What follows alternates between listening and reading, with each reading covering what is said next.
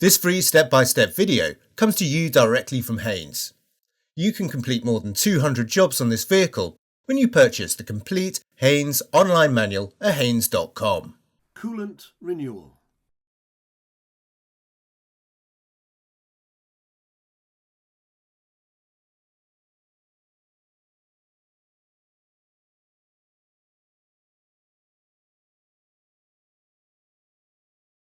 Pull the bonnet release lever located by the passenger door sill. Lift the bonnet safety catch and raise the bonnet. Unclip the bonnet prop and use it to secure the bonnet in the open position. Note that there are two positions.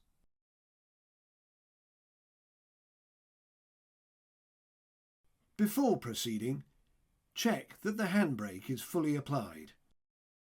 Chock the rear wheels. Raise the front of the vehicle using a jack. Support it on axle stands.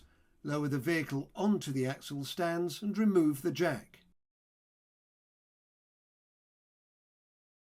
Remove the fixings that secure the undertray to the vehicle.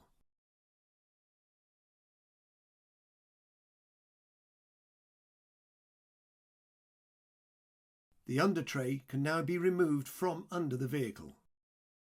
Position a suitable container beneath the radiator lower hose outlet at the lower centre of the radiator. Prise out the wire clip a little and pull the lower hose from the radiator. Be prepared for coolant spillage. During the draining procedure, the bleed caps must be slackened after the lower hose has been disconnected from the radiator. There may be 1, 2 or 3 bleed caps, comprising 1 or 2 on the heater hose at the bulkhead connection and 1 on the top of the thermostat housing at the left-hand side of the cylinder head. On some models there is no bleed cap on the thermostat housing. The return pipe to the reservoir fits in its place. Once the coolant has finished draining, refit the radiator lower hose and secure it in position with the wire clip. On 2-litre engines, a drain plug is located on the rear of the cylinder block adjacent to the flywheel. Access to the drain plug is extremely limited. Remove the cylinder block drain plug and allow the coolant to drain. After the coolant has finished draining, refit the plug.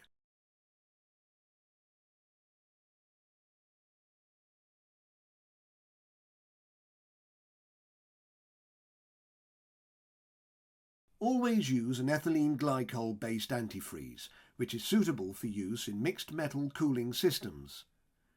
Mix with water as detailed by the antifreeze supplier. Remove the expansion tank filler cap. Place a funnel in the opening to the expansion tank and slowly fill the system while observing the bleed holes. Coolant will emerge from each of the bleed holes in turn, starting with the heater matrix hose. As soon as coolant, free of air bubbles, emerges from the heater matrix hose outlet, securely refit the cap, then watch the bleed hole on the coolant housing. Once coolant, free of air bubbles, emerges from the housing hole, refit the bleed cap and sealing washer and tighten securely. Continue to fill the cooling system until bubbles stop appearing in the expansion bottle. Help to bleed the air from the system by repeatedly squeezing the radiator bottom hose. When no more bubbles appear, ensure the expansion tank is full, refit the cap and then start the engine. Run the engine at a fast idle speed but do not exceed 2000 RPM until the cooling fan cuts in and out twice. Then, when the fan has stopped for the second time, switch off the engine. Observe the coolant level in the expansion tank during this process.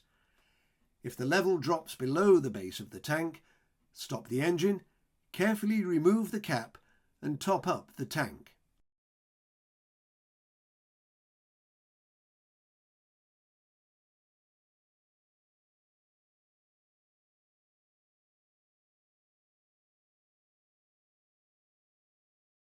Place the undertray under the vehicle and position it in line with the fixings.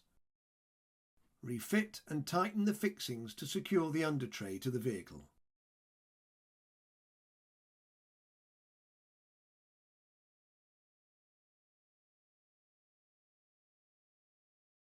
Raise the vehicle using a jack, remove the axle stands and lower the vehicle to the ground. Remove the jack. The chocks can now be removed from the rear wheels. When the engine has cooled, check the coolant level. Top up the level if necessary and refit the expansion bottle cap.